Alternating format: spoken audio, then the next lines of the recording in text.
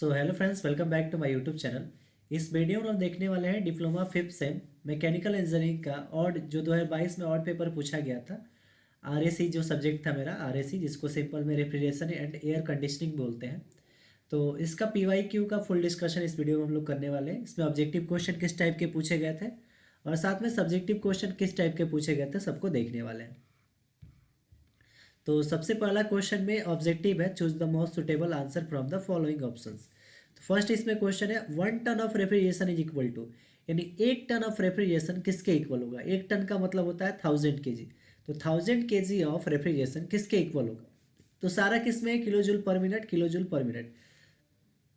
तो हम लोग किलोवाट में जानते हैं कि 1 टन ऑफ रेफ्रिजरेशन जो होता है वो किलोवाट में कितना होता है, 3.5 किलोवाट होता है। 3.5 किलोवाट, ये हम लोग किस में जानते हैं, किलोवाट में जानते हैं, लेकिन किलो जूल पर मिनट में हमको नहीं पता है। तो देखिए किलोवाट को हम 3.5 है, किलोवाट को हम लिख सकते हैं किलो जूल पर सेकेंड, क्योंकि ये जूल पर सेकेंड जो होता है वो किसके इक्वल होता है, वाट के इक्वल होता है। तो हम यहाँ पे क्या करेंगे ना कि देखिए किलो जूल ऊपर हो गया, अब नीचे क्या लाना है आपको, मिनट, क्योंकि सब में क्या है, नीचे मिनट है। तो यहाँ पे सेकेंड है और सेकेंड को मिनट में लाने के लिए क्या करना होगा, आपको 60 से डिवाइड करना होगा। तो इसमें 60 से डिवाइड करेंगे तो किस में चेंज हो जाएगा, मिनट में। अब ये 60 से डिवाइड हुआ तो ऊपर 60 से गुणा हो जाएगा, यानी 3.5 into 60 kilo joule per minute हो जाएगा। अब इसको गुणा कर लेते हैं तो ये हो जाएगा मेरा, गुणा करने से देखते हैं कितना आता है मेरा। तो ये हो जाएगा 60 इंटू 3.5, तो मेरा ये आ रहा है 210 किलो जूल पर मिनट के approx, kilo joule per minute. तो आंसर इसका क्या हो जाएगा, 210 kilo joule per minute. Option number C इसमें बिल्कुल करेक्ट होगा। अगला क्वेश्चन है second number, air refrigeration worker. तो एयर रेफ्रिजरेशन साइकिल किस पे वर्क करता है, पहला है कार्नोट, दूसरा रैंकाइन साइकिल, तीसरा बेल कोलेमन साइकिल और चौथा नॉन ऑफ द अबव। तो देखिए ये कार्नोट साइकिल जो होता है इसको हम आइडियल साइकिल बोलते हैं। रैंकाइन साइकिल जो होता है वो स्टीम टरबाइन,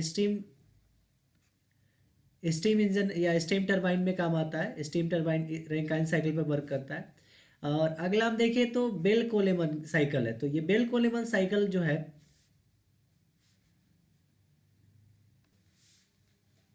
तो ये जो होता है वो एयर रेफ्रिजरेशन साइकिल पे वर्क करता है, यानी कि बेल कोलेमन साइकिल इसका करेक्ट आंसर होगा। एयर रेफ्रिजरेशन साइकिल जो है वो बेल कोलेमन साइकिल पे वर्क करता है। कार्नोट साइकिल आपका क्या हो गया, आइडियल हो गया, यानी कि इसका यूज हम लोग किसी का इफिशियंसी कंपेयर करने के लिए करते हैं। और रैंकाइन साइकिल किसके लिए है, स्टीम के लिए। तो इससे हमसे क्या पूछा था, एयर रेफ्रिजरेटर के लिए। तो ऑप्शन नंबर सी इसमें करेक्ट होगा, बेल कोलेमन साइकिल। अगला जो है third number, the refrigerant commonly use in vapour compression refrigeration system. तो देखिए वेपर कंप्रेसर रेफ्रिजरेशन सिस्टम जो है, जिसको हम वीसीआर बोलते हैं। अच्छा, वेपर ऑब्जर्प्शन है यहाँ पे, वेपर ऑब्जर्प्शन सिस्टम जो है, वेपर ऑब्जर्प्शन सिस्टम में हम लोग कौन सा रेफ्रिजरेंट यूज करते हैं ये बताना है आपको। तो पहला ऑप्शन है सल्फर ऑक्साइड, सल्फर ऑक्साइड, दूसरा है अमोनिया, तीसरा फ्रियोन और चौथा है एक्वा अमोनिया। तो ये जो साइकिल है वो कौन सा साइकिल है, वेपर ऑब्जर्प्शन रेफ्रिजरेशन सिस्टम है। तो आपको बता दें वेपर ऑब्जर्प्शन रेफ्रिजरेशन सिस्टम में हम लोग कंडेंसर कंप्रेसर का यूज नहीं करते हैं। वेपर ऑब्जर्प्शन जो साइकिल होता है उसमें हम लोग कंप्रेसर का यूज नहीं करते हैं। वहाँ पे हम लोग लगाते हैं कंप्रेसर की जगह पे दो अलग अलग इक्विपमेंट लगाते हैं, जिसको एक ऑब्जर्वर बोलते हैं और दूसरा एक को बोलते हैं हम लोग, सॉरी एक को बोलते हैं हम लोग, एक को बोलते हैं एनालाइजर, एक को हम क्या बोलते हैं, एनालाइजर, और दूसरे को बोलते हैं हम लोग जेनरेटर, जेनरेटर। तो आपको ध्यान रखना है वेपर ऑब्जर्प्शन साइकिल में हम लोग कंप्रेसर की जगह पे एनालाइजर और जनरेटर का यूज करते हैं रेफ्रिजरेशन के लिए।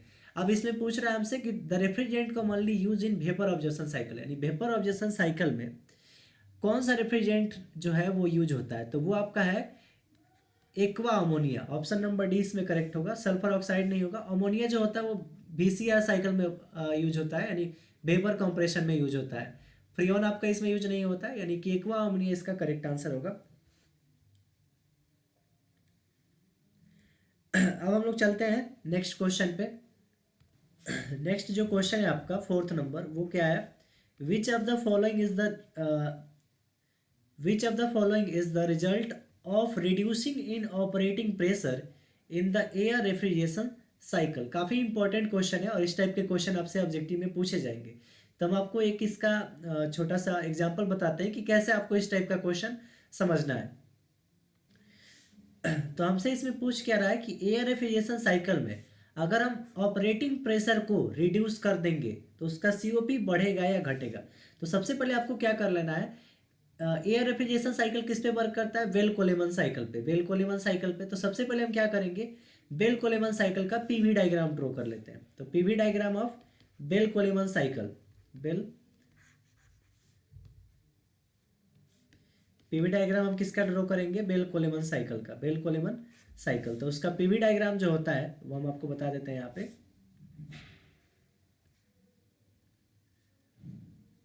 ये 1 हो गया, 2 प्रोसेस, 3 4 और ऐसे करके मेरा ये प्रोसेस जो है वो चलता है। तो ये मेरा बेल कोलेमन साइकिल का क्या हो गया, पीवी डायग्राम, यानी ये प्रेशर हो गया और ये वॉल्यूम डायग्राम हो गया, प्रेशर वॉल्यूम डायग्राम। अब इसमें बोल क्या रहा है क्वेश्चन में कि अगर हम ऑपरेटिंग प्रेशर रिड्यूस कर देंगे तो सबसे पहले सीओपी पे क्या प्रभाव पड़ेगा। ऑपरेटिंग प्रेशर रिड्यूस करने पे देखिए, पहला ऑप्शन है सीओपी डिक्रीज सीओपी, दूसरा सीओपी इंक्रीज, तीसरा नो चेंज इन सीओपी और चौथा नॉन ऑफ दिस। तो देखिए, मान लीजिए प्रेशर आपका यहाँ पे था, ये आपका जो एरिया है ये एरिया होता है रेफ्रिजरेशन इफेक्ट का, इसको हम लोग बोलते हैं आर ई। यहाँ पे क्या होता है मेरा रेफ्रिजरेशन इफेक्ट होता है, ये मेरा क्या हो गया आर ई हो गया। और यहाँ पे वर्क डन लोग जो लगता है कम प्रेशर के लिए, तो ये वर्क डन हो गया। तो अगर हम प्रेशर को रिड्यूस करेंगे तो प्रेशर मान लीजिए यहाँ पे आ जाएगा, प्रेशर पहले कहाँ पे था, यहाँ पे था ऑपरेटिंग प्रेशर। तो अब मेरे पास प्रेशर कहाँ पे आ गया, यहाँ पे आ गया, यानी प्रेशर क्या हो गया डिक्रीज हो गया, प्रेशर मेरा क्या हो गया यहाँ पे डिक्रीज हो गया। अब यहाँ पे क्या हो गया, प्रेशर रिड्यूस हुआ। तो सबसे पहले हम आपने पढ़ा होगा सीओपी के बारे में, इस पर डिस्कस करना है। सीओपी में ही ऑप्शन दिया करता है। तो सीओपी मेरा क्या होता है, refrigeration effect upon work done. तो देखिए यहाँ पे अगर हम प्रेशर डिक्रीज कर रहे हैं तो क्या हो रहा है, प्रेशर डिक्रीज करने पे प्रेशर डिक्रीज हो रहा है, यानी कि यहाँ पे लाइन आ जा रहा है। तो प्रेशर डिक्रीज होने से क्या हो रहा है, रेफ्रिजरेशन इफेक्ट तो सेम रह रहा है, यानी रेफ्रिजरेशन इफेक्ट मेरा क्या रहा है, कांस्टेंट रह रहा है। मान लीजिए पहले 5 था तो अभी भी क्या है 5 ही है, वो उसमें चेंजेस नहीं हुआ है। लेकिन देखिए वर्क डन पहले कहाँ से लगता था, यहाँ से लेके यहाँ तक, यानी कि 3 से लेके 4 तक पूरा वर्क डन करना होता था। यानी इसमें मान लेते हैं कि अगर 10 का वर्क डन लगता था, 10 जूल का, 10 वाट का, तो अब वर्क डन घट गया, मान लेते हैं वर्क डन कितना हो गया, 6 हो गया या 4 हो गया, या मान लेते हैं कि 8 हो गया वर्क डन। अब मेरा क्या हो गया, ये 8 वर्क डन हो गया। तो वर्क डन मान लीजिए नीचे 8 आ गया और पहले क्या था 10। तो 5 में 10 से डिवाइड करेंगे, ये कितना आएगा 0.2 के अप्रोक्स आएगा, और 0 पॉइंट कितना के अप्रोक्स आएगा 0.5 के अप्रोक्स आएगा। और अगर हम 5 में 8 से डिवाइड करें, 5 में डिवाइड कर देते हैं 8 से, 0.0648, और यहाँ पे 0.6 का अप्रोक्स आ रहा है। तो देखिए, तो अब इसमें क्या हो रहा है कि अगर हम इसको प्रेशर को ऑपरेटिंग प्रेशर ये फर्स्ट वाला है, ऑपरेटिंग प्रेशर को घटा रहे हैं, तो यहाँ पे क्या हो रहा है, सीओपी जो मेरा है वो ज़्यादा आ रहा है, पहले के मुकाबले ज़्यादा हो रहा है, यानी कि सीओपी मेरा क्या हो रहा है, इंक्रीज हो रहा है। तो यहाँ पे आप देख सकते हैं कि ऑप्शन इसका क्या होगा, देखिए ऑप्शन किसमें इंक्रीज है, इंक्रीज इन सीओपी, यानी ऑप्शन नंबर बी करेक्ट होगा। अब उसके बाद मेरा नेक्स्ट क्वेश्चन है 5 नंबर क्वेश्चन क्या है, विच of the following is the common application of air standard refrigeration system. यानी एयर स्टैंडर्ड रेफ्रिजरेशन सिस्टम का कॉमन एप्लीकेशन कौन सा है। तो देखिए, पहला कोल्ड स्टोरेज है, दूसरा डोमेस्टिक रेफ्रिजरेटर है, तीसरा एयरक्राफ्ट एयर कंडीशनिंग और चौथा नॉन ऑफ द। देखिए, एयर स्टैंडर्ड रेफ्रिजरेशन जो होता है उसमें एयर की ज़रूरत पड़ती है। अब अगर हम कोल्ड स्टोरेज ले रहे हैं या डोमेस्टिक रेफ्रिजरेटर ले रहे हैं तो वहाँ पे सफिशियंट एयर तो मिलेगा नहीं। तो एयरक्राफ्ट जो होता है उसमें हम लोग क्या करते हैं, एयर स्टैंडर्ड का ज़्यादा यूज करते हैं, ताकि वहाँ पे एयर तो सफिशियंट रहता है। अगर एयरक्राफ्ट में इसका यूज करते हैं तो एयर एयर हमारे पास क्या रहता है, सफिशियंट रहता है, तो इसको यूज करना काफ़ी अच्छा रहता है। तो इसका ऑप्शन नंबर क्या हो जाएगा मेरा, सी वाला ऑप्शन हो जाएगा। उसके बाद नेक्स्ट क्वेश्चन हम लोग देखते हैं 6 number, the refrigerant used in VCRs based refrigeration cycle reject heat at. अब देखिए इसमें बोला है the refrigerant used in VCR का मतलब हो गया vapour compression refrigeration system, based refrigeration cycle reject heat at. तो इसमें हीट कहाँ पे रिजेक्ट होता है, पहला देखिए एक्सपेंशन वाल्व है, दूसरा इवापोरेटर है, तीसरा कंडेंसर है और चौथा कंप्रेसर है। तो इसको हम आपको समझा देते हैं कि कहाँ पे हीट ऐड होता है और कहाँ पे हीट रिजेक्ट हो जाता है, फिर आपको इसमें ऑब्जेक्टिव में दिक्कत नहीं होगा। तो सबसे पहले हम क्या कर लेते हैं, VCR साइकिल यानी कि वेपर कंप्रेशन साइकिल का एक छोटा सा हम आपको रिव्यू बता देते हैं। वेपर कंप्रेशन साइकिल में क्या होता है, पहला एक इवापोरेटर होता है, इवापोरेटर जो हीट ऑब्जर्व करता है इवापोरेटर। उसके बाद इवापोरेटर से जो हीट ऑब्जर्व होता है वो कहाँ पे जाता है, कंडेंसर में जाता है, तो ये हो गया आपका कंडेंसर। उसके बाद ये कहाँ जाता है, ये जाता है मेरा ये कंडेंसर नहीं, ये कंप्रेसर में जाता है, ये सॉरी ये मेरा क्या हो गया, कंप्रेशर, कंप्रेशर, ये मेरा हो गया कंप्रेशर। और उसके बाद ये कहाँ पे जाता है, कंडेंसर में। कंडेंसर के बाद फिर कहाँ से पास करते हैं हम लोग, एक्सपेंशन भाल्व से, एक्सपेंशन भाल्व। तो थोड़ा सा हम आपको ओवर भी बता देते हैं वेपर कंप्रेशन साइकिल का, ताकि इसमें आपको दिक्कत ना हो। तो देखिए सबसे पहला क्या होगा, अगर हम रेफ्रिजरेंट देंगे तो वो क्या करेगा, मेरा सराउंडिंग एटमॉस्फेयर से क्या करेगा, इवापोरेटर से हीट को ऑब्जर्व कर लेगा, यानी जो उसके पास हीट होगा, जैसे कि मान लीजिए आपने सब्जी रखा कोल्ड स्टोरेज में, यहाँ पे सब्जी रखा, उसके पास हीट है, तो हीट को क्या करेगा, ऑब्जर्व करेगा, और वो किसका काम है, इवापोरेटर का। तो अब ये जो हीट ऑब्जर्व करेगा इसका टेम्परेचर क्या हो जाएगा, बढ़ जाएगा, लेकिन प्रेशर क्या रहेगा, लो रहेगा। टेम्परेचर बढ़ेगा, प्रेशर लो रहेगा। अब फिर इसको हम क्या करेंगे, कंप्रेसर में भेजेंगे, तो कंप्रेसर क्या करेगा, इसके प्रेशर और टेम्परेचर को बढ़ा देगा। तो फिर हम इसको कहाँ पे भेजेंगे, यहाँ पे क्या हो जाएगा इसका, एक यहाँ से जब हीट लेगा तो ये किस में चेंज हो जाएगा, पहले लिक्विड में था, पहले किस में था, लिक्विड में। अगर रेफ्रिजरेंट हम डालते हैं तो क्या रहता है, पहले लिक्विड फेज में रहता है, और जब कंप्रेसर से इसको पास करेंगे तो इसका फेज चेंज हो जाएगा, इवापोरेटर के बाद कंप्रेसर से जब पास करेंगे तो इसका फेज चेंज हो जाएगा। अब लिक्विड से ये बन जाएगा वेपर में, और वेपर एट हाइयर टेम्परेचर और हाई प्रेशर, वेपर में बन जाएगा हाई प्रेशर हाई टेम्परेचर पे। तो फिर इसको हम क्या करेंगे, कंडेंसर से पास कराएंगे। तो यहाँ पे देखिए मैक्सिमम टेम्परेचर और प्रेशर यहीं पे रहता है, मैक्सिमम टेम्परेचर और प्रेशर इस वाले पॉइंट पे रहता है। अगर हम इसको एक माने, इसको दो माने, तो ये दो वाले कंडीशन पे इसका क्या रहता है, मैक्सिमम प्रेशर और टेम्परेचर रहता है।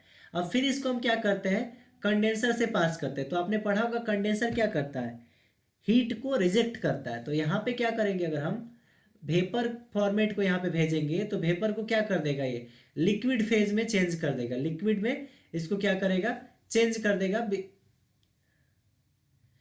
तो लिक्विड में चेंज करेगा, लेकिन इसका प्रेशर क्या रहेगा, अभी भी ज़्यादा रहेगा, और इसका टेम्परेचर लो हो जाएगा। तो टेम्परेचर लो कब होता है, जब हीट रिजेक्ट हो, क्या हो, हीट रिजेक्ट हो। तो देखिए कंडेंसर के पास क्या हो रहा है, हीट रिजेक्ट हो रहा है।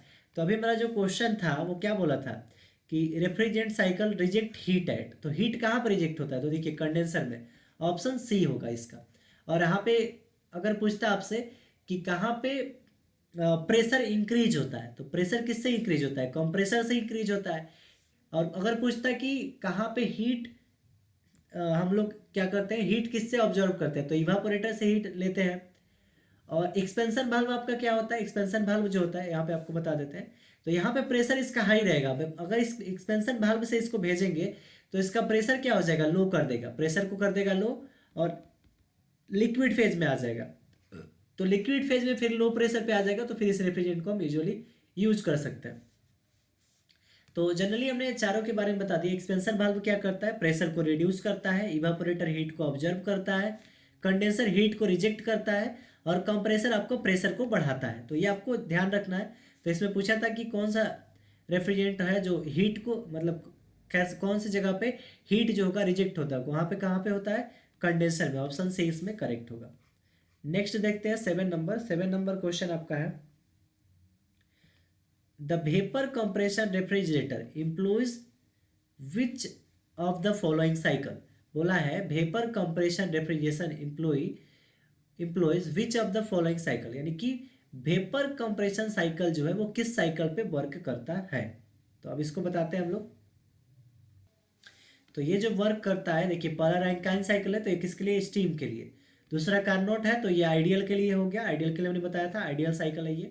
रिवर्स रैंकाइन साइकिल, तो देखिए वेपर कंप्रेशन जो साइकिल है वो रिवर्स रैंकाइन साइकिल पे ही बेस्ड है, तो इसका ऑप्शन नंबर सी करेक्ट होगा। उसके बाद रिवर्स कार्नोट है, तो रिवर्स कार्नोट साइकिल तो होगा नहीं, तो आपका इसका करेक्ट आंसर क्या रहेगा, ऑप्शन सी ही रहेगा। 7 का करेक्ट आंसर ऑप्शन सी। देखिए वीडियो में थोड़ा टाइम लग सकता है, लेकिन हम आपको सारे एग्जाम्पल, सारे जो पॉइंट है इसमें ऑप्शंस को हम क्लियर करा रहे हैं ताकि आपको नेक्स्ट क्वेश्चन में कोई दिक्कत ना हो। अगले चलते हैं हम लोग क्वेश्चन नंबर 8 में। तो क्वेश्चन नंबर 8 क्या है, the heat rejection factor in vapour compression refrigeration system will be. बोला है the heat rejection factor in vapour compression refrigeration system में। तो बोला है वाष्प संपीड़न प्रतिशत में हीट रिजेक्शन फैक्टर क्या होता है, वो एक से बड़ा होता है, एक से छोटा होता है, या एक के बराबर होता है। तो इसको हम बता देते हैं आपको कैसे करना है इसको। तो सबसे पहले हम लोग हीट रिजेक्शन रेशियो को समझ लेते हैं, तब आपको ये हीट रिजेक्शन फैक्टर समझ में आ जाएगा। तो हीट रिजेक्शन रेशियो हम आपको पहले बता देते हैं। हीट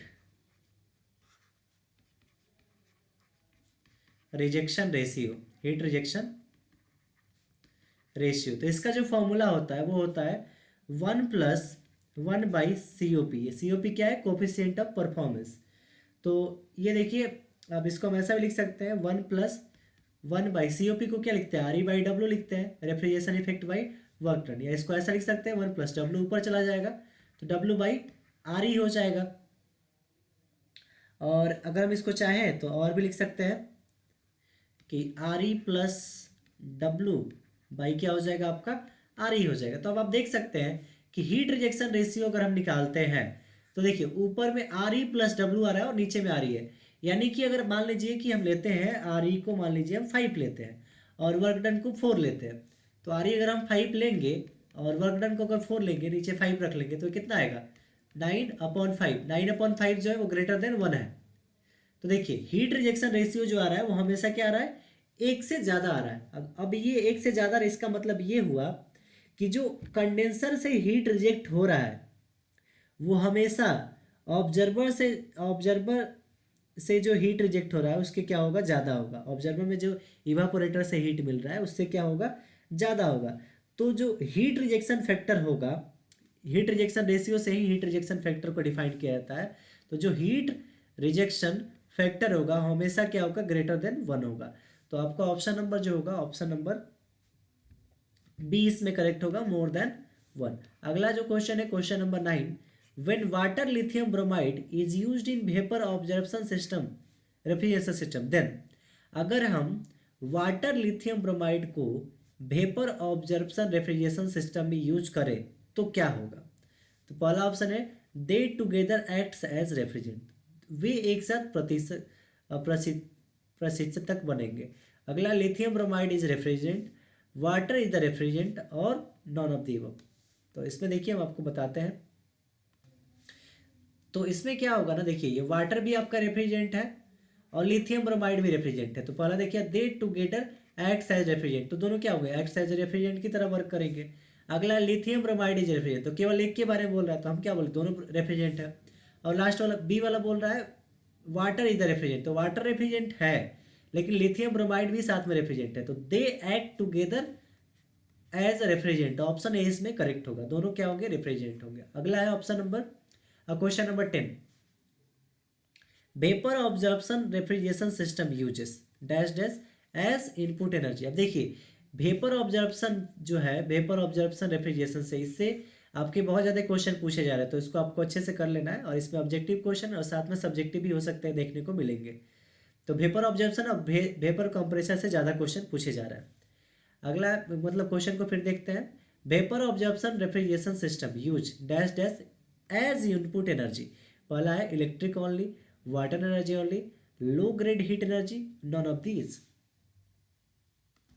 तो देखिए वेपर ऑब्जर्प्शन साइकिल को बनाया है इसलिए गया है जाकि जहाँ पे इलेक्ट्रिसिटी ना हो, जहाँ पे इलेक्ट्रिसिटी की उपलब्धता नहीं हो, एनर्जी की उपलब्धता नहीं हो, तो वहाँ पे हम क्या करेंगे, वेपर ऑब्जर्प्शन साइकिल को यूज करते हैं। तो पहला इलेक्ट्रिसिटी, तो इलेक्ट्रिसिटी का तो इसमें यूज नहीं करेंगे।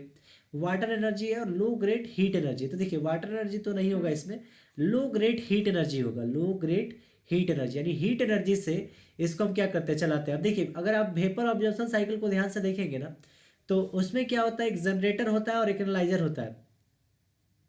तो वहां पे क्या किया जाता है ना, वाटर को हीट किया जाता है और हीट करने से क्या होता है, आपका साइकिल वर्क करता है। तो यहाँ पे क्या होगा, लो ग्रेड हीट एनर्जी ही दिया जाता है। इसको आप अच्छे से अगर वेपर ऑब्जर्प्शन साइकिल का पीवीटीएस डायग्राम और साथ में उसका डायग्राम देखेंगे तो आपको इजीली समझ में आ जाएगा। अगला 11 नंबर देखते हैं, in which of the following type of compressor are the motor and compressor enclose in the same housing.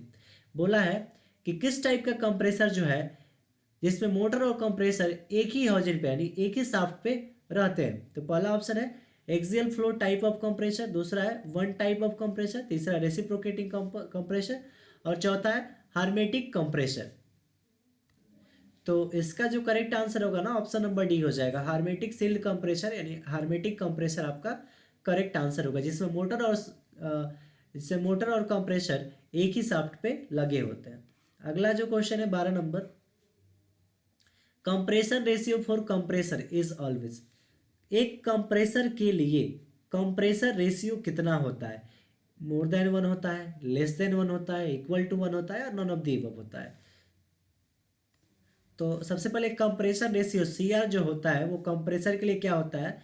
Discharge pressure by suction pressure. तो ये जो आपका कंप्रेसर के लिए discharge pressure upon suction pressure होता है कंप्रेसर रेशियो एक compressor के लिए। तो अब अगर आप ध्यान से समझेंगे तो यहाँ पे डिस्चार्ज प्रेशर की बात की जा रही है और सक्शन प्रेशर की बात की जा रही है। तो जो डिस्चार्ज प्रेशर होगा, देखिए अगर मान लीजिए हम एक कंप्रेसर लगाते हैं, मान लीजिए मेरा क्या है कंप्रेसर है, तो अगर यहाँ से सक्शन होगा यानी हवा खींचा जाएगा तो उसका प्रेशर क्या रहेगा? थोड़ा सा कम रहेगा। लेकिन अगर वहीं उसी टैंक से हम क्या करेंगे, कंप्रेस करके और उसको सप्लाई करेंगे तो उसका प्रेशर क्या रहेगा? ज़्यादा रहेगा।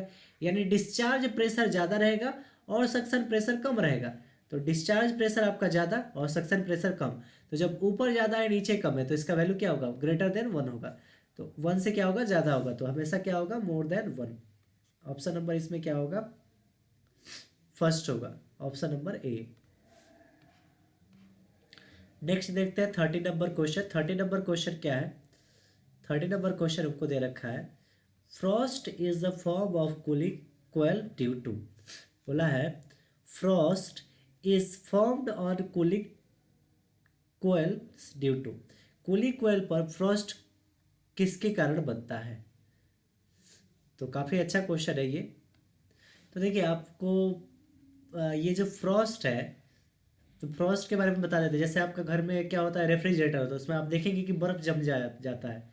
उसमें अंदर में क्या होता है, बर्फ़ क्या होता है, जम जाता है। तो वो किसके कारण होता है ना, कि जैसे ही उसमें ज़्यादा मॉइस्चर होगा तो इवापोरेटर में अगर ज़्यादा मॉइस्चर हो जाता है ना तो उससे क्या होता है, उसमें फ्रॉस्ट जम जाता है यानी बर्फ़ जैसा परत जम जाता है। तो उसी को फ्रॉस्ट बोलते हैं। तो क्या होता है ना कि इवापोरेटर में मॉइस्चर ज़्यादा हो जाता है, moisture present in evaporator. Option A इसमें करेक्ट होगा, मॉइस्चर परजेंट इन इवापोरेटर। इसी के कारण क्या होता है, उसके नमी के कारण इसमें बर्फ जम जाता है। तो इसको आपको ध्यान रखना है। काफ़ी कॉमन सेंस वाला क्वेश्चन है लेकिन इसमें एक वर्ड था फ्रॉस्ट जो आपको समझ में नहीं आ रहा होगा। नेक्स्ट क्वेश्चन पे चलते हैं, question number 14। In the evaporator of refrigerator system the refrigerant change from. बोला है कि in the evaporator the refrigeration system the refrigerant change from. बोला है इवापोरेटर में रेफ्रिजरेटर होता है वो कहाँ क्या चेंज होता है या नहीं, या कैसे कैसे चेंज होता है। देखिए पहला है वेपर टू लिक्विड, दूसरा है लिक्विड टू वेपर और तीसरा है रिमेन्स इन लिक्विड फॉर्म और चौथा है नॉन ऑफ दिस। तो आप इसको देखिए, इसमें क्या होता है ना, हम आपको थोड़ा सा एक चीज़ यहाँ पे जो इवापोरेटर से अगर आप हीट को पास करेंगे ना यहाँ से, तो मान लीजिए ये लिक्विड फेज में जाएगा तो अगर अब ये क्या होगा, सराउंडिंग से क्या करेगा, हीट को ऑब्जर्व करेगा। तो जब ये लिक्विड फॉर्म में जा रहा है और हीट को ऑब्जर्व करेगा तो क्या हो जाएगा, ये वेपर फॉर्म में बन जाता है। तो इवापोरेटर से जब लिक्विड जाता है तो वेपर फॉर्म में बन जाता है, liquid to vapour. Option number B इसमें करेक्ट होगा। नेक्स्ट क्वेश्चन है क्वेश्चन नंबर 15। 15 नंबर क्वेश्चन क्या है, which is the simplest type of evaporator.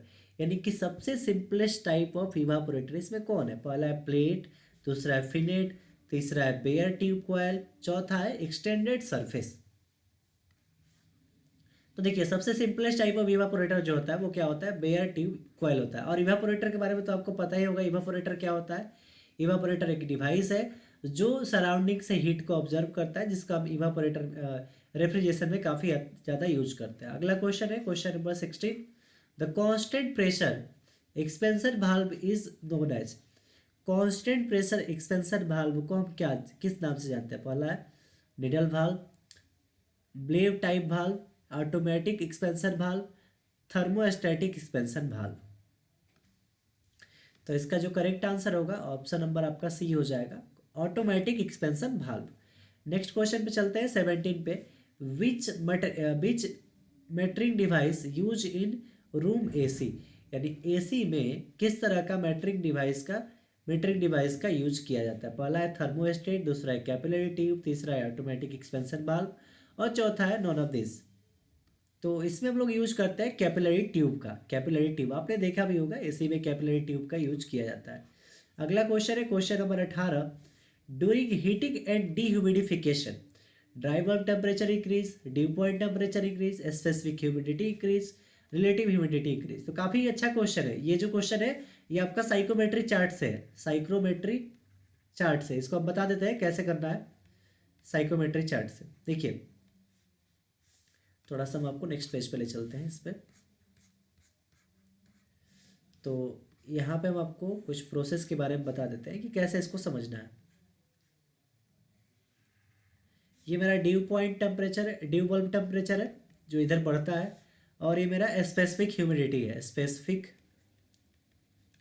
Humidity. तो स्पेसिफिक ह्यूमिडिटी ऊपर की तरफ इंक्रीज कर रहा है। तो देखिए इसमें क्वेश्चन क्या पूछा है, during heating and dehumidification. Heating भी हो और डीह्यूमिडिफिकेशन भी हो। तो डीह्यूमिडिफिकेशन इस तरह होता है और हीटिंग किस तरफ से होता है, इस तरह से होता है। इसको बोलते हैं सेंसिबल हीटिंग। तो ये क्या होगा, इस टाइप से होगा। तो हीटिंग और डीह्यूमिडिफिकेशन में क्या होता है, पहला बोला है ड्राई बल्ब टेम्परेचर इंक्रीज। तो क्या ड्राई बल्ब टेम्परेचर इंक्रीज होता है। तो अब इसको देख लेते हैं कि यहाँ पर ड्राई बल्ब टेम्परेचर इंक्रीज हो रहा है या नहीं। तो इसको समझ लेते हैं हम लोग। तो देखिए ये इधर मेरा क्या है, हीटिंग का प्रोसेस है और ये मेरा डीह्यूमिडिफिकेशन का प्रोसेस है। तो इसके बीच में जो आता है ना वो होता है आपका heating and dehumidification. Heating and dehumidification. तो अब देखिए इसमें क्या हो रहा है। देखिए यहाँ इस पॉइंट पे अगर आप ध्यान से देखें तो मान लीजिए इस पॉइंट पे ड्यू बॉइल टेम्परेचर यहाँ पे था। अब थोड़ा सा ये हीटिंग करते जा रहा है तो ड्यू बॉइल टेम्परेचर यहाँ पे जाएगा, फिर ड्यू बॉइल टेम्परेचर यहाँ पे आएगा।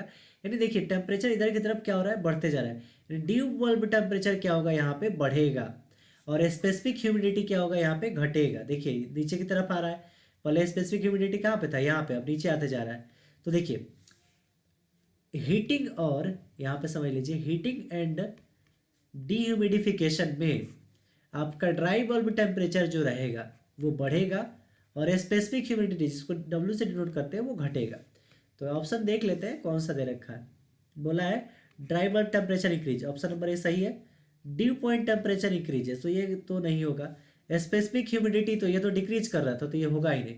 रिलेटिव ह्यूमिडिटी इंक्रीज ये भी नहीं होगा। तो ऑप्शन नंबर ए इसमें सही होगा।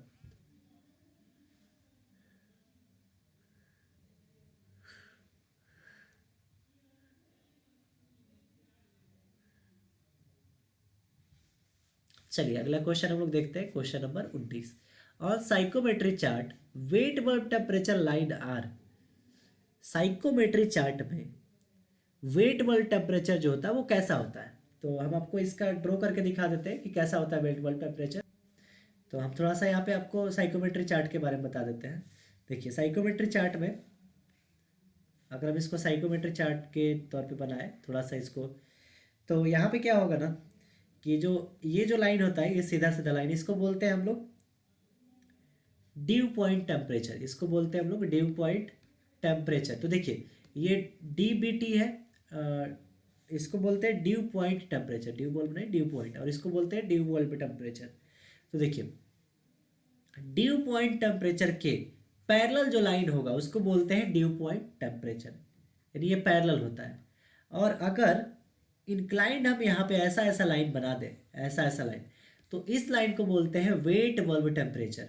वेट बल्ब टेम्परेचर है WBT। तो देखिए वेट बल्ब टेम्परेचर क्या है, ड्राई बल्ब टेम्परेचर से इंक्लाइंड हो रहा है। तो इंक्लाइंड भी है और साथ में सीधा रहता है, तो इंक्लाइंड और स्ट्रेट।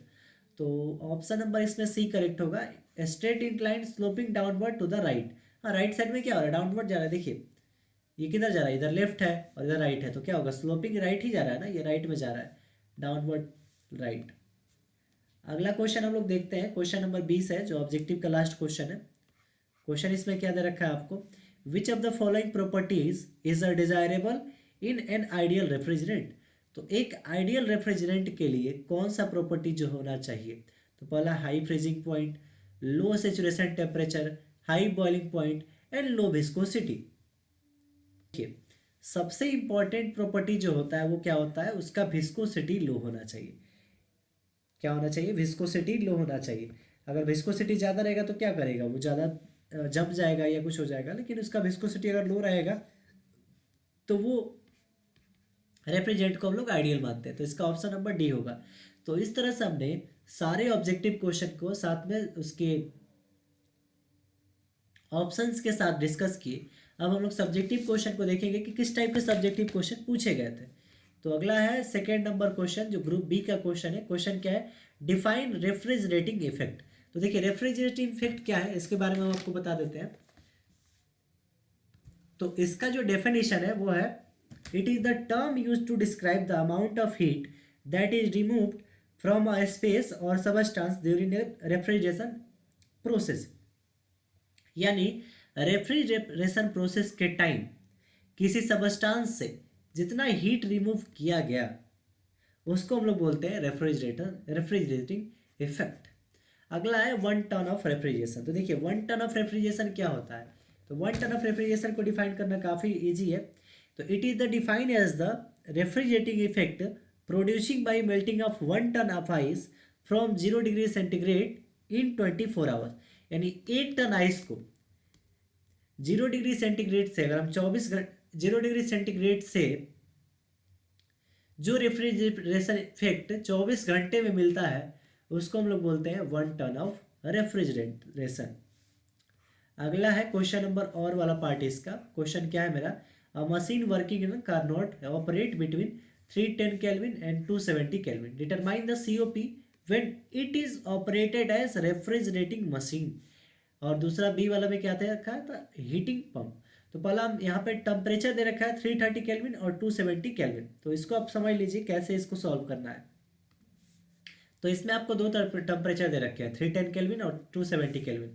तो एक मान लीजिए मेरा हाइयर टेम्परेचर है, कितना है 310 केल्विन, और एक मेरा लोअर टेम्परेचर है जिसको टीएल से डिनोट करते हैं 270 केल्विन है। तो अगर हम रेफ्रिजरेटर मशीन के लिए क्या निकालें, सीओपी निकालें। तो रेफ्रिजरेटिंग मशीन के लिए जो सीओपी का फॉर्मूला होता है वो क्या होता है, सीओपी मेरा RE/W होता है। और इसके केस में कार्नोट साइकिल के केस में जो फॉर्मूला होता है वो TL/TH माइनस TL होता है, यानी कि lower temperature by higher minus lower temperature. तो देखिए लोअर टेम्परेचर आपका कितना है 270 upon higher temperature higher 310 minus lower, lower कितना है मेरा 270। अब ऊपर हो जाएगा मेरा कितना 270 अपॉन ये 310 में से 270 माइनस करेंगे तो कितना बचेगा मेरा 40। इसको कटाएंगे तो 27 में 4 से भाग कर देते हैं, 27 में 4 से भाग करेंगे 4×6 = 24 हो जाएगा, बचेगा 3 पॉइंट लेंगे 0 4×7 = 28, 6.7 के समथिंग आएगा। तो ये मेरा कितना आ रहा है 6.7। ये मेरा सीओपी जो आ रहा है वो 6.7 आता है। और सीओपी का यानी कोफिशिएंट ऑफ परफॉर्मेंस का इसका कोई यूनिट नहीं होता है, क्योंकि ऊपर भी टेम्परेचर और नीचे भी टेम्परेचर, तो दोनों का यूनिट क्या होता है, कैंसिल आउट हो जाता है। तो इसका देखिए अब क्वेश्चन नंबर फर्स्ट का ए का रेफ्रिजरेटर मशीन के लिए जो सीओपी है वो 6.7, यानी सीओपी ऑफ रेफ्रिजरेशन मशीन वो कितना है मेरा 6.7 आया। अब उसी के साथ हीट पंप के लिए निकालना है। तो देखिए हीट पंप का जो सीओपी होता है, सीओपी ऑफ हीट पंप वो कुछ नहीं होता है, सीओपी ऑफ रेफ्रिजरेटर +1 हो जाता है। तो सीओपी ऑफ रेफ्रिजरेटर कितना है 6.7 और +1 कर देंगे तो ये 7.7 हो जाएगा। तो इस तरह से आप इस क्वेश्चन को बना सकते हैं। काफ़ी इजी क्वेश्चन है और काफ़ी अट्रैक्टिव क्वेश्चन भी है। इसमें आपको फॉर्मूला बस बेसिक पता रहेगा तो आप इस क्वेश्चन को इजीली कर सकते हैं। नेक्स्ट क्वेश्चन पे हम लोग चलते हैं और देखते हैं किस टाइप का नेक्स्ट क्वेश्चन पूछा गया था। चलिए तो अगला क्वेश्चन जो है 3 number question, discuss any 4 merit of vapour compression refrigeration cycle over air refrigeration cycle. तो देखिए एयर रेफ्रिजरेशन साइकिल का जो होता है, मान लीजिए ये एयर रेफ्रिजरेशन साइकिल हो गया और ये वेपर कंप्रेशन साइकिल हो गया, वेपर कंप्रेशन एयर रेफ्रिजरेशन हो गया और ये वेपर कंप्रेशन रेफ्रिजरेशन हो गया। तो देखिए एयर रेफ्रिजरेशन का जो सीओपी होता है वो बहुत कम होता है, और वेपर कंप्रेशन का जो सीओपी होता है वो बहुत ज़्यादा होता है। प्लस में अगर देखा जाए, और इस तरह से आप लिख सकते हैं, जो एयर रेफ्रिजरेशन होता है उसके लिए थोड़ा सा आपको कम ये बोलते हैं, एयर रेफ्रिजरेशन में क्या यूज़ करते हैं हम लोग, एयर को यूज़ करते हैं, और वेपर कंप्रेशन में क्या यूज़ करते हैं हम लोग, अमोनिया यूज़ करते हैं। तो इस तरह से आप चार इसके गुण लिख सकते हैं। काफ़ी इंपॉर्टेंट क्वेश्चन है, 3 नंबर। अगला इसका और वाला पार्ट देखते हैं, explain the function of following component in observation system. अगला है, पहला है रेक्टिफायर और दूसरा है एनालाइजर। तो रेक्टिफायर और एनालाइजर क्या क्या है इसको आपको बताना है। हमने आपको ऑब्जेक्टिव में भी समझाया है कि ये कैसे वर्क करते हैं। अगला है 4th number question, give the chemical formula and name of refrigerant R22 and R14। तो R22 है और R114 है। देखिए इसका सेपरेट वीडियो हम एक बनाने जा रहे हैं, जिसमें आपको रेफ्रिजरेटर का नेम करना और उसका केमिकल फार्मूला लिखना, या केमिकल फार्मूला से उसका रेफ्रिजरेंट बताना कि R11 है या R2 है या क्या है। तो उसके लिए हम एक सेपरेट वीडियो बनाने जा रहे हैं, जिसमें आपको फुल डिस्कस कराएंगे, और उससे अगर आप उस वीडियो को अच्छे से देख लेंगे तो आपका ये रेफ्रिजरेटर वाला 4 नंबर का क्वेश्चन कंप्लीटली अच्छे से हो पाएगा। तो आप, अगर आपको अच्छा लगेगा तो आप इसको अच्छे से रिप्लाई करेंगे, और हम आप इस टॉपिक पे आपको वीडियो प्रोवाइड कर देंगे। चलिए तो अगला इसका और वाला पार्ट देखते हैं, discuss the criterion for selecting a condenser for a refrigeration system.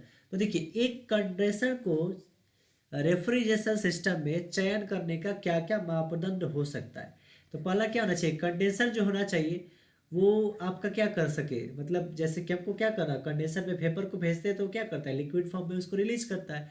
तो इस प्रोसेस को क्या कर सके, जल्दी कर सकते हैं, और कुछ इसके मापदंड आज 4-5 लाइन लिख देंगे तो ये क्वेश्चन आपका इजिली सॉल्व हो जाएगा। अगला देखते हैं 5 number, list any 4 एक्सपेंसर devices use in refrigeration. तो रेफ्रिजरेशन में 4 ऐसे डिवाइस का नाम बताइए जो उसमें यूज होते हैं। तो इस क्वेश्चन को आप, वैसे हम आपको 4 नाम बता देते हैं। पहला आप लिख सकते हैं कैपिलरी ट्यूब का, कैपिलरी ट्यूब का। दूसरा आप लिख सकते हैं ऑटोमेटिक वाल्व का, ऑटोमेटिक वाल्व का। तीसरा आप लिख सकते हैं मैनुअल वाल्व का, मैनुअल वाल्व का। और चौथा इसमें लिख सकते हैं आप लो प्रेशर फ्लोट वाल्व का, लो प्रेशर फ्लोट वाल्व का, लो प्रेशर फ्लोट वाल्व का लिख सकते हैं। तो इस तरह से आप 4 लिख सकते हैं, और उसको आप थोड़ा सा 2-4 लाइन में डिफाइन कर सकते हैं। उसके बाद है और वाला part, describe the function of water coolers. तो वाटर कूलर का आपको फंक्शन डिस्क्राइब करना है। काफ़ी अच्छा क्वेश्चन है, यानी वाटर कूलर का आपको क्या करना है, आपको फंक्शनिंग उसका डिस्क्राइब अच्छे से करना है। अगला 6 नंबर क्वेश्चन देखते हैं, right the factor affecting air conditioning. यानी एयर कंडीशनिंग में जो फैक्टर अफेक्टिंग पॉइंट्स है उसको आपको लिखना है। तो air conditioning factor affecting point कौन कौन से, एयर कंडीशनिंग का सीओपी लो होता है, फिर इसको हम हर जगह यूज नहीं कर सकते, तो इसमें आप फैक्टर अफेक्टिव यानी कौन कौन से उसको प्रभावित कर सकते हैं आप उसको लिख सकते हैं। उसके बाद और वाला पार्ट देखते हैं, इसमें define specific humidity and due point temperature. तो हम आपको दोनों बता देते हैं, स्पेसिफिक ह्यूमिडिटी क्या होता है और ड्यू पॉइंट टेम्परेचर क्या होता है। काफ़ी अच्छा क्वेश्चन है। तो ये जो पहला है आपका स्पेसिफिक ह्यूमिडिटी, स्पेसिफिक ह्यूमिडिटी होता है, वो आपका होता है it is the mass of water vapour present in 1 kg of dry air. यानी 1 kg ऑफ ड्राई एयर में, 1 kg ऑफ ड्राई एयर में कितना मास ऑफ वाटर वेपर मौजूद है, मास ऑफ वाटर वेपर कितना मौजूद है, वाटर वेपर। उसी को हम लोग बोलते हैं स्पेसिफिक ह्यूमिडिटी, या उसको ह्यूमिडिटी भी बोलते हैं, या उसको ह्यूमिडिटी रेशियो भी बोलते हैं। इसको हम लोग डब्ल्यू से डिनोट करते हैं, और इसका फॉर्मूला होता है mass of water vapour per KG of dry air, या इसका डायरेक्ट फॉर्मूला आप लिख सकते हैं W equal to 0.622 into PV by PT minus PV। अब PV और PT माइनस PV क्या होता है, इस टाइप का एक न्यूमेरिकल आपको करा देंगे तो आप इस क्वेश्चन को इजीली समझ पाएंगे। और इसके बाद से क्या था, due point, due point temperature. तो ये जो ड्यू पॉइंट टेम्परेचर है वो क्या है, ड्यू पॉइंट टेम्परेचर को अगर आप समझेंगे तो तो इसमें क्या होता है, it is the temperature of air recorded by thermometer when the moisture begins to condense, यानी जब मॉइस्चर कंडेंस होने के टाइम पे हो तो उस टाइम पे जो थर्मोमीटर द्वारा टेम्परेचर रीडिंग किया जाता है उसको हम बोलते हैं ड्यू पॉइंट टेम्परेचर। काफ़ी अच्छा क्वेश्चन है। अगला देखते हैं 7 नंबर क्वेश्चन ग्रुप सी का। Explain difference between refrigerator and heat pump.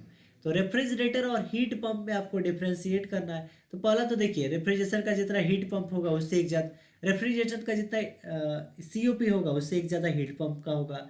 फिर इसमें आप डिफरेंस लिख सकते हैं। Derive an expression for the performance factor for both if they are running on reverse Carnot cycle. काफ़ी अच्छा क्वेश्चन है। बोला है कि आपको एक एक्सप्रेशन ड्राइव करना है परफॉर्मेंस फैक्टर का अगर ये दोनों रिवर्स कार्नोट साइकिल पे वर्क कर रहे हैं तो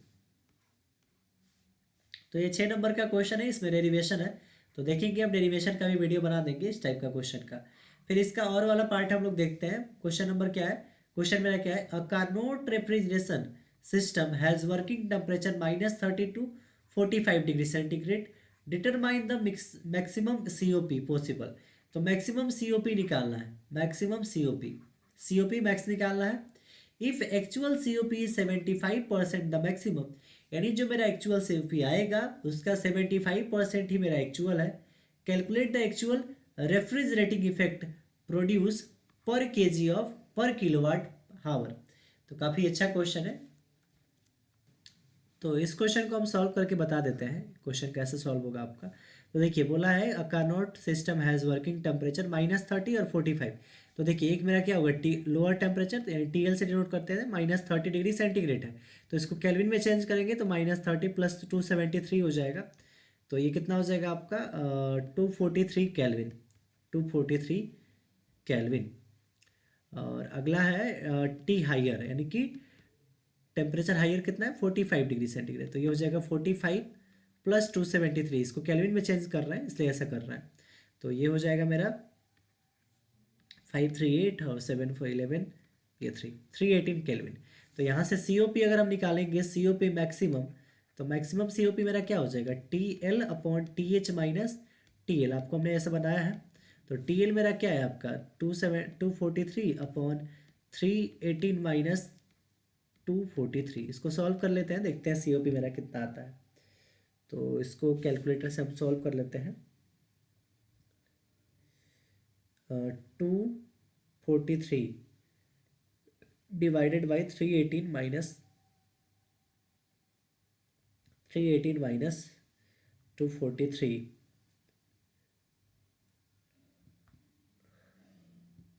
ये आपका आ रहा है, 1 मिनट, डिवाइडेड बाई 13.5 के अप्रोक्स आ रहा है, 13.5 के। चेक कर लेते हैं एक बार और। सॉरी, ये जो मेरा आ रहा है ना, ये 1 मिनट, ये आ रहा है मेरा 3.24। ये जो मैक्सिमम COP आ रहा है वो कितना आ रहा है 3.24। ये आइडियल COP है, मतलब आइडियल इतना हो सकता है मैक्सिमम 3.24।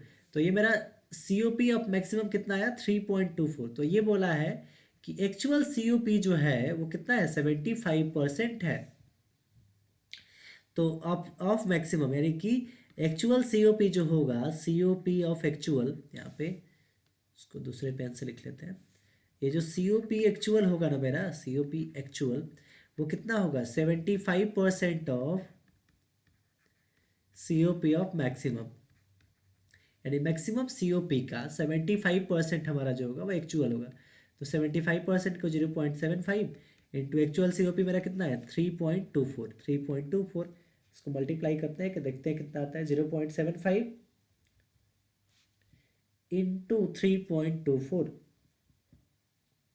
ये मेरा एक्चुअल COP आ रहा है। COP एक्चुअल वो आ रहा है 2.43। तो ये मेरा एक्चुअल COP यहाँ से निकल गया, तो पहला इसका हो गया।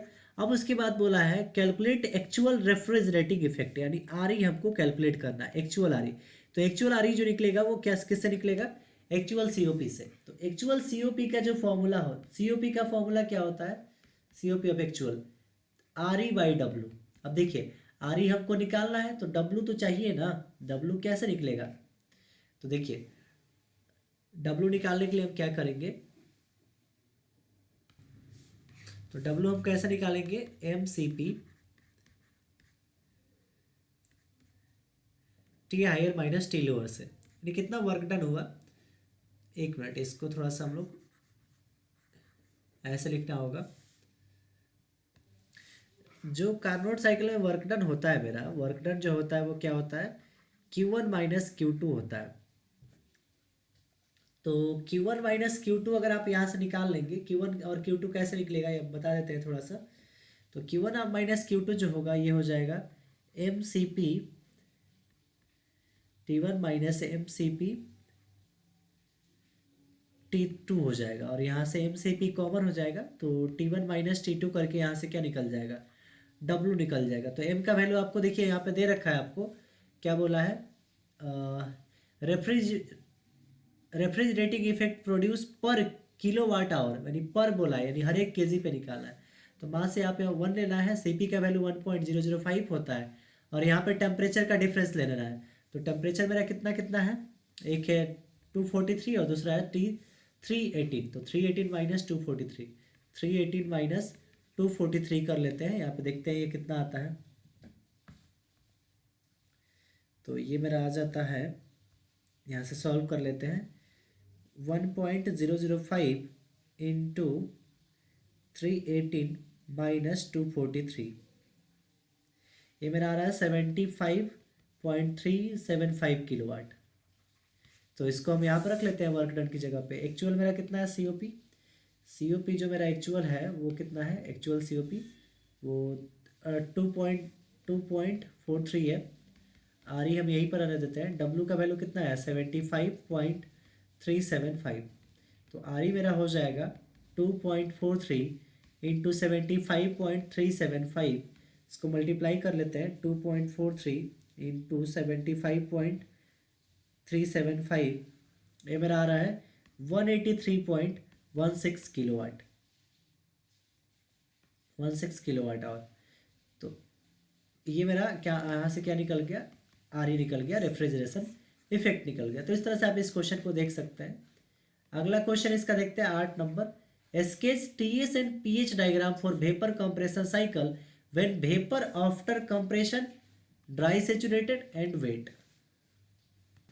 तो इसमें आपको तीनों स्टेट में क्या करना है, वेपर कंप्रेशन साइकिल का आपको क्या बनाना है, पीएच और टीएस डायग्राम बनाना है, टेम्परेचर एंट्रोपी का और प्रेशर एंथैल्पी का आपको डायग्राम ड्रॉ करना है। चलिए अगला क्वेश्चन देखते हैं, और वाला, draw neat sketch of a partial a practical vapour absorption refrigeration cycle, indicate the phase various fluid and the name of equipments. काफी अच्छा क्वेश्चन है।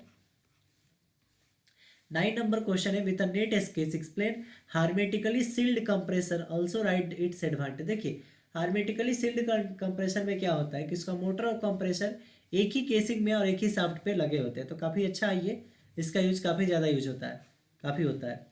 इसका और वाला पार्ट देखते हैं, describe the force convection evaporator and give its field of application. तो इसका भी काफ़ी अच्छा क्वेश्चन है, इसको आप डिस्कस कर सकते हैं और इसका आंसर लिख के आप अच्छे नंबर ला सकते हैं। 10th नंबर क्वेश्चन है, explain the working principle of automatic expansion valve with the help of net sketch. तो ऑटोमेटिक एक्सपेंशन भाल्व का आपको क्या करना है, पहले फिगर बनाना है, नेट स्केच की हेल्प से आपको उसको डिस्क्राइब भी करना है। इसका और वाला पार्ट में दे रखा है, एक्सप्लेन वर्किंग ऑफ फॉलोइंग, बोला है इवापोरेटर प्रेशर रेगुलेटर, और दूसरा है स्लो एंड क्विक फ्रीजिंग। उसके बाद है 11 number, which with the help of psychometry chart explain the following process. पहला है sensible heating and cooling process, sensible heating और कूलिंग प्रोसेस। तो देखिए सेंसिबल हीटिंग साइकोमेट्रिक चार्ट में कैसे होता है, थोड़ा सा हम आपको ये वाला बता देते हैं। देखिए ये जो लाइन होता है, ये मेरा डीबीटी का लाइन है, ये मेरा स्पेसिफिक ह्यूमिडिटी का। तो देखिए अगर इधर जाएंगे इस साइड में तो मेरा क्या होगा, सेंसिबल हीटिंग होगा, और इस साइड में जाएंगे तो मेरा सेंसिबल कूलिंग होगा। अब इसमें देखिए सेंसिबल हीटिंग हो या सेंसिबल कूलिंग हो, यहाँ पे क्या हो रहा है, ये स्पेसिफिक ह्यूमिडिटी कांस्टेंट रहेगा, और इस लाइन पे मेरा जो ड्राई बल्ब टेम्परेचर है, अगर स्पेसिफिक हीटिंग बढ़ेगा तो ड्राई बल्ब टेम्परेचर बढ़ेगा, और स्पेसिफिक ह्यूमिडिटी हीटिंग घटेगा सेंसिबल हीटिंग घटेगा तो मेरा ड्राई बल्ब टेम्परेचर भी क्या होगा, घटेगा। तो और फिर इसमें क्या क्या चीज़ें बढ़ेगा और घटेगा, आप उस तरह से इसको लिख सकते हैं, काफ़ी अच्छा है। बी वाला भी ऐसा ही, हीटिंग एंड डिह्यूमिडिफिकेशन। तो हीटिंग और डिह्यूमिडिफिकेशन का चार्ट कुछ ऐसा होता है, ऊपर जाएगा तो हीटिंग और नीचे आएगा तो डिह्यूमिडिफिकेशन। ह्यूमिडिफिकेशन ऊपर होगा और डिह्यूमिडिफिकेशन नीचे होगा। ये ड्राई बल्ब टेम्परेचर होता है और ये स्पेसिफिक ह्यूमिडिटी। देखिए, तो ये ड्राई बल्ब टेम्परेचर मेरा कांस्टेंट रहेगा दोनों में, लेकिन स्पेसिफिक ह्यूमिडिटी बढ़ेगा और घटेगा। और इसका लास्ट क्वेश्चन है और वाला, list any 4 tools use in refrigeration and air conditioning installation, also right it's installation process.